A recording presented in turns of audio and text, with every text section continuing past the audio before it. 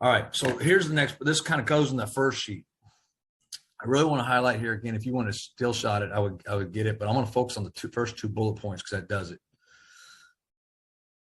The analytics tell us that if on a drive, if you have a negative play, right? If we have tackle for loss or whatever else, right? That team in college football, FBS, they got less than a 25% chance of scoring a touchdown.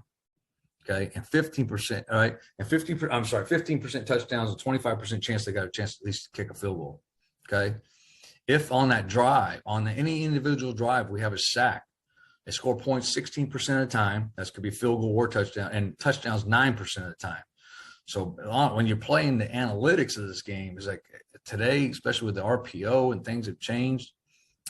This became a big part of evaluating defensively where we're going and the calls we're using and what we're doing.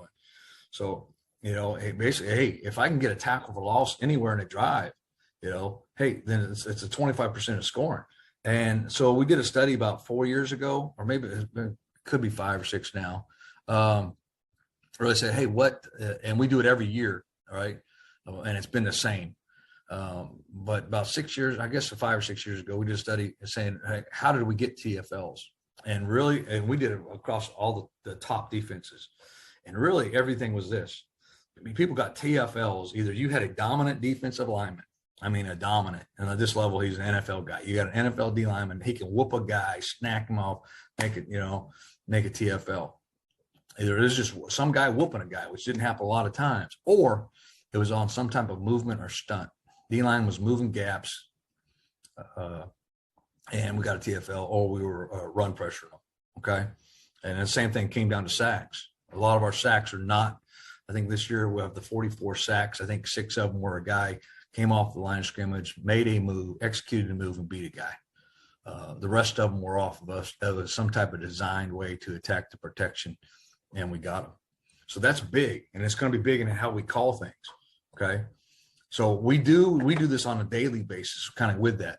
Every day at practice, after practice, we'll go off the last practice. This is a whole season stat, okay? But we would say off of practice, and then off of every game, we're going to count all the, hey, what's the total snaps? Or because any havoc. Havoc is considered an interception, PBUs, forced fumbles, sacks, quarterback hits, TFLs, right? And what's our percentage of creating havoc?